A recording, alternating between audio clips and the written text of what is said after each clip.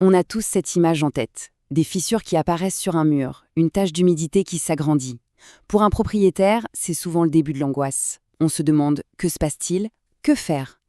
Heureusement, quand une maison semble envoyer un SOS, il y a un pro pour décoder le message. C'est l'expert en bâtiment. Et voilà l'image qui fait peur. Le béton qui éclate, l'acier qui rouille, c'est vraiment le signe visible que dans les murs, il se passe peut-être quelque chose de grave. Et là, on ne parle pas juste d'esthétique, c'est carrément la valeur et même la sécurité d'un patrimoine qui est en jeu.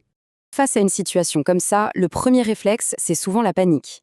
Qui est-ce qu'on appelle? L'artisan qui a fait les travaux, l'assurance? Le truc, c'est qu'agir trop vite, ça peut coûter cher. Mais ne rien faire, ça peut être bien pire. Alors c'est quoi la bonne première étape? C'est justement ce qu'on va décortiquer ensemble. Alors la première chose à bien comprendre, c'est qui est cet allié potentiel. Attention, ce n'est pas un simple artisan ni un entrepreneur, non. L'expert en bâtiment, c'est avant tout un technicien, on pourrait même dire un enquêteur, avec une mission très très précise, comprendre. Voilà sa définition, et elle est vraiment cruciale.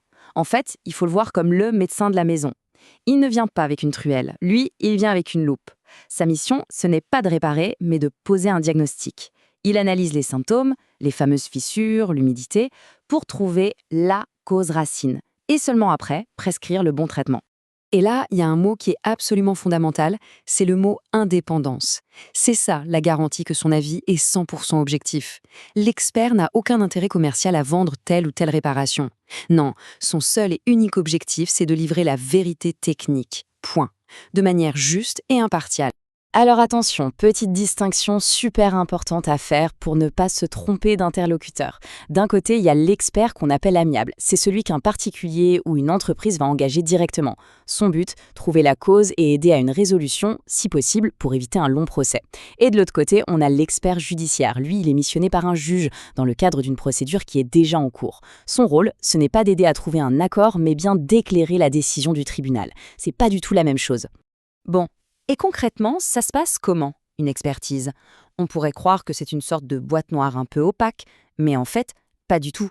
C'est un processus très structuré. Allez, on regarde le parcours étape par étape. Ok, tout commence par un premier contact où le problème est exposé. Ensuite arrive le moment clé, la visite sur place. C'est la vraie phase d'investigation. Après ce travail de terrain, l'expert retourne à son bureau pour toute l'analyse technique et c'est là qu'il rédige le fameux rapport. Et souvent, la mission ne s'arrête pas là. Il peut aussi accompagner pour les démarches qui suivent. Cette visite sur site, c'est vraiment un travail d'enquêteur, de détective presque.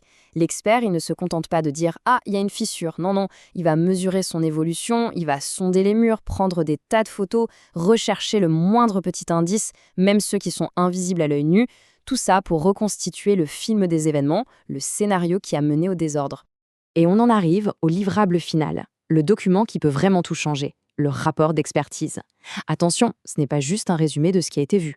C'est un véritable outil, un outil stratégique. Ce fameux rapport, c'est bien plus qu'un simple compte-rendu. C'est la pièce maîtresse du dossier. Que l'objectif soit de négocier avec un vendeur, de monter un dossier pour l'assurance ou, en dernier recours, d'aller en justice, ce document, ce sera l'argument le plus solide.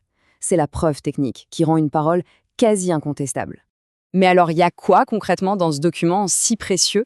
Bon, il y a bien sûr la description des problèmes, des désordres, mais surtout, et c'est ça le plus important, l'analyse technique de leurs origines, le pourquoi ça arrive.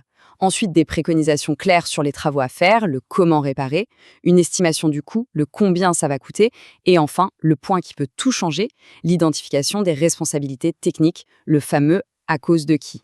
Le point crucial à retenir, c'est que ce rapport redonne le contrôle de la situation. Fini le doute, fini l'incertitude où on se sent seul face à un problème qui dépasse. Là, on a en main un diagnostic factuel, des arguments en béton pour négocier et surtout pour prendre les bonnes décisions afin de protéger son patrimoine. Allez, parlons maintenant du sujet qui fâche, ou en tout cas qui interroge toujours, la question du prix. Combien ça coûte une expertise? C'est une question tout à fait légitime et la transparence là-dessus, c'est essentiel. Alors voilà une idée des tarifs, une fourchette indicative, hors taxe bien sûr. On voit qu'un simple avis verbal, juste pour avoir une première idée, va être logiquement moins cher qu'une expertise vraiment détaillée, avec un rapport complet et opposable.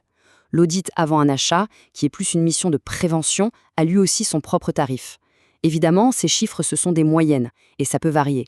Et qu'est-ce qui fait varier ce prix au final? Eh bien, il y a 3 facteurs principaux. D'abord, la complexité du problème en lui-même, évidemment. Ensuite, le niveau de détail technique qui est demandé. Est-ce qu'il faut faire des analyses en labo, par exemple? Et ensuite, tout simplement, la localisation géographique du bien. Ok, on a parlé du coût. Mais, et si on retournait complètement le problème? Si on voyait les choses sous un autre angle? Et si cette expertise, en fait, c'était pas du tout une dépense, mais au contraire l'un des investissements les plus rentables qu'on puisse faire pour un projet immobilier? Regardez bien ce chiffre. 5 à 10 fois. C'est un multiple énorme, on est d'accord. Mais 5 à 10 fois quoi au juste? Le coût de la réparation? Le temps qu'on gagne? Non, c'est encore plus direct que ça. Et voilà l'explication. C'est le retour sur investissement. Particulièrement dans le cas d'un achat immobilier, un rapport d'expertise qui met le doigt sur des soucis, c'est un levier de négociation surpuissant. Les baisses de prix qu'il est possible d'obtenir grâce à ce document objectif, eh bien, elles dépassent très souvent de 5 à 10 fois le coût de l'expertise elle-même. Le calcul est vite fait, comme on dit. Finalement, le choix se résume un peu à ce dilemme. D'un côté, on a le coût de l'expertise, c'est un montant fixe, connu, maîtrisé, qui apporte de la clarté et des solutions, bref, de la sérénité.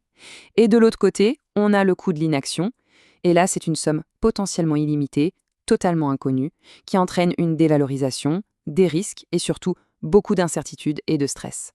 On termine donc avec cette question qui résume tout.